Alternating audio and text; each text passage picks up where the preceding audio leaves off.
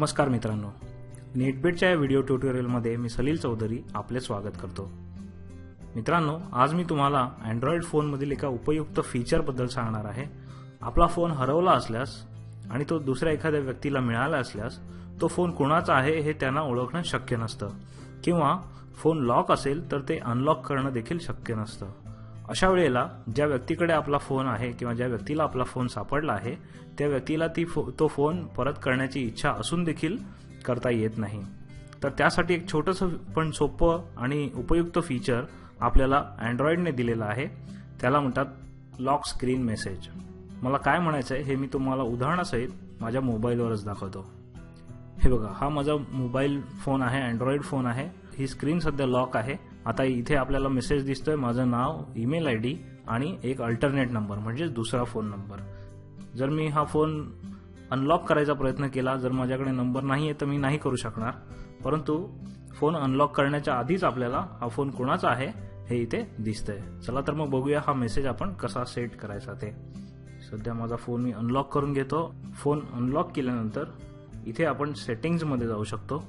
Settings मध्ये बघा, आपल्याला स्क्रॉल केल्यानंतर सिक्युरिटी सेटिंग्ज दिसतील, त्यावर मी क्लिक करतो आणि इथे आपल्याला लॉक स्क्रीन मेसेजचा ऑप्शन दिसेल, त्यावर क्लिक करूया। हा बघा, इथे लॉक स्क्रीनचा मेसेज आहे। हा मेसेज आपण टाईप करू शकतो। समजा मला इथे माझा पत्ता द्यायचा आहे तर ते देखील मी देऊ शकतो।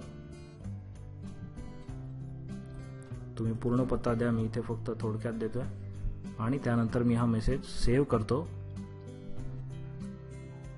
आणि आता आपण होम पेजवर जाऊया। फोन आता मी लॉक करत आहे आणि आता पुन्हा एकदा अनलॉक करण्यासाठी जातो।